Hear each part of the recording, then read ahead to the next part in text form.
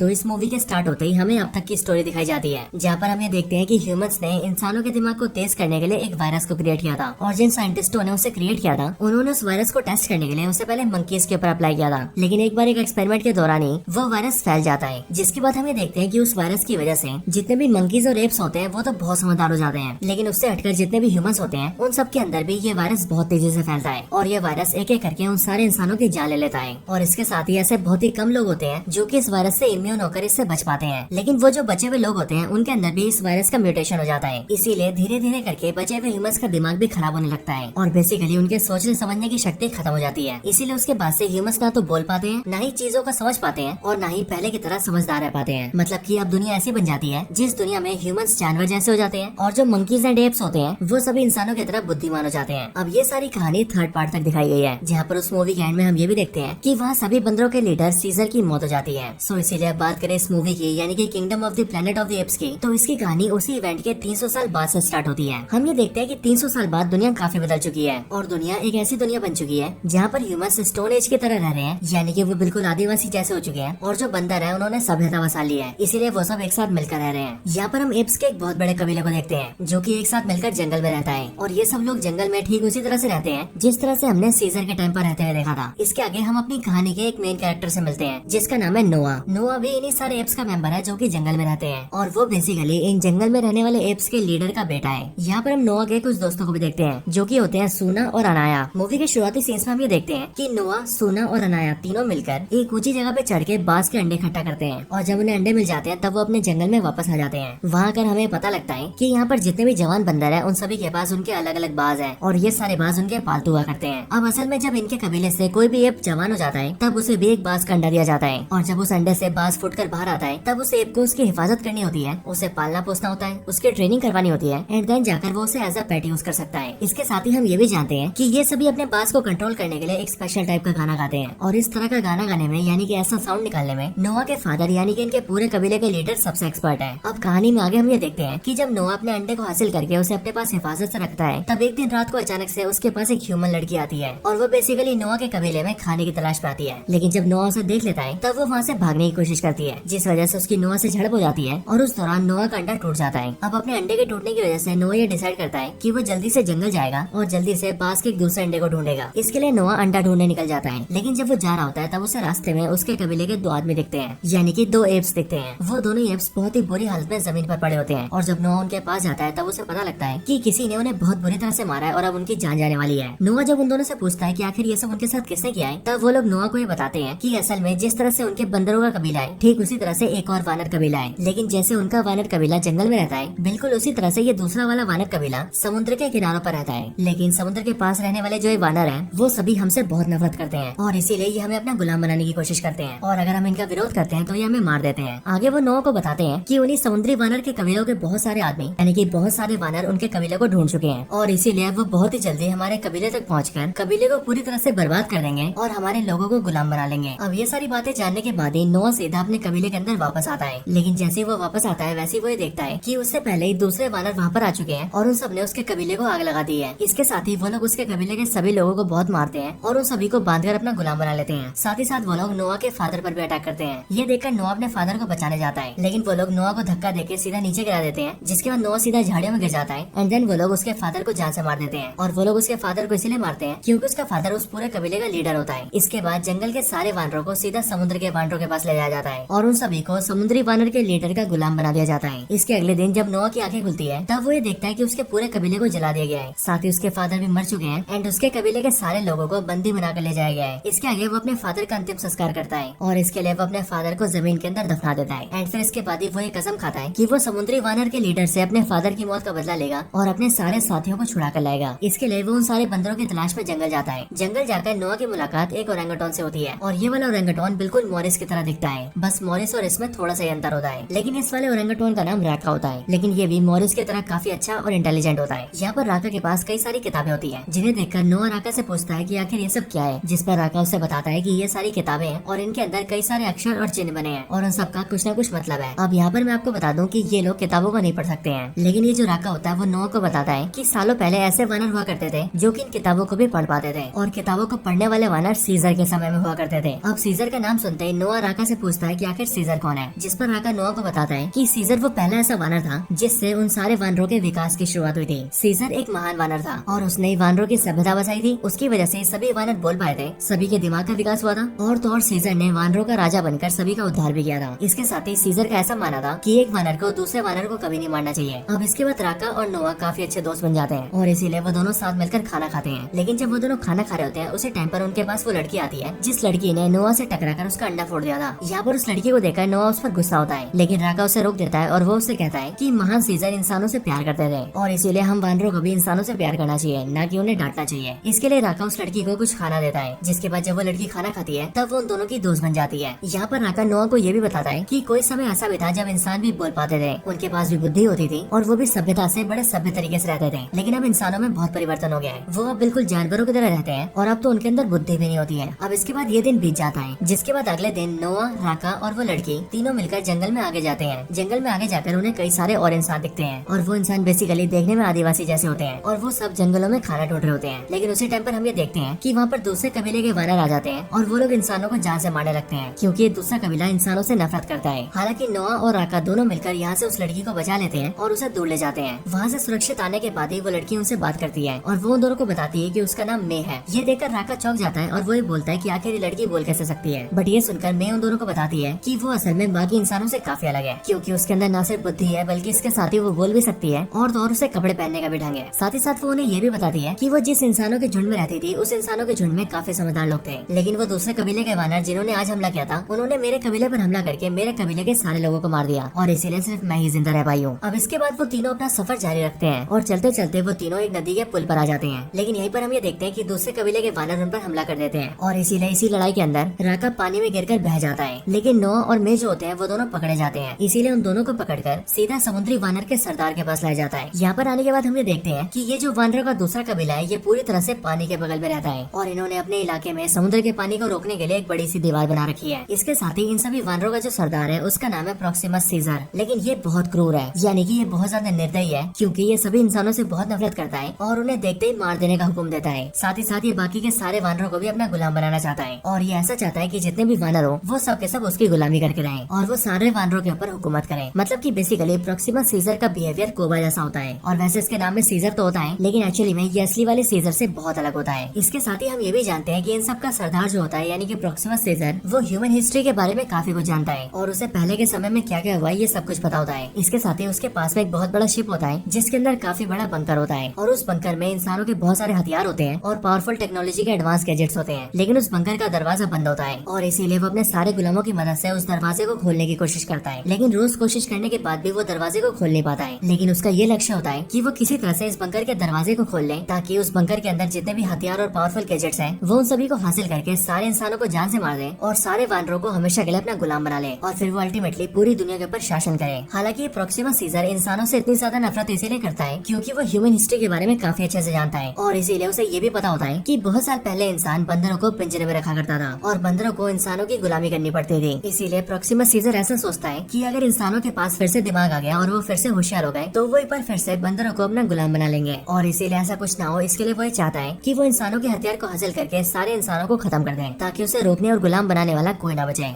अब इसके आगे बात करें नोआ की, तो नोआ जब यहाँ पर आता है तो वो अपने सारे साथियों से मिलता है, लेकिन इसके साथ ही वो प्रॉक्सिमस सीजर के बारे में भी सबको जान जाता है और उसके इरादों को जानकर वो ये समझ जाता है कि अगर प्रॉक्सिमस सीजर अपने प्लान में कामयाब हो गया तो वो न सिर्फ इंसानों को मार देगा बल्कि उसके साथ ही वो उसके सारे लोगों को भी हमेशा के लिए बंदी बनाकर रखेगा। इसके लिए नोआ सीधा मे के पास जाता है एंड वो मे के पास आकर उससे बात करता है, जहाँ पर मे उसे बताती है कि उसके सारे लोग यानी कि इंसान अभी काफी कमजोर हो चुके हैं और उसके लिए उसे एक ऐसी किताब की तलाश है जिस किताब से वो अपने सारे लोगों को भाषा सिखा सकती है, जिसके बाद उसके सारे लोग बोलना सीख जाएंगे। लेकिन वो किताब उस बंकर के अंदर है जिसका दरवाजा बंद है। अब यही पर मे की बात सुनकर नोआ उसे कहता है कि वो उस बंकर को ब्लास्ट करना चाहता है ताकि उस बंकर के खत्म होते ही वो अपने सारे लोगों को वापस ले जा सके और अब क्योंकि बंकर खत्म हो जाएगा इसलिए प्रॉक्सिमस सीजर भी उसे रोक नहीं पाएगा। ये सुनकर मे भी राजी हो जाती है और वो भी ये कहती है कि उसके लिए भी प्रॉक्सिमस सीजर को रोकना बहुत जरूरी है और इसीलिए वो भी बंकर को ब्लास्ट करने में नोआ का साथ देगी, लेकिन उससे पहले उसे बंकर के अंदर से अपने लोगों के लिए किताब लेकर आनी होगी। अब इसके लिए मे और नोआ दोनों ही डिसाइड करते हैं कि वो दोनों अपना प्लान आज रात को अंजाम देंगे जाएंगे। अब जैसी रात होती है तब हम ये देखते हैं कि नोआ अपने दोस्त सूना और अनाया को साथ लेता है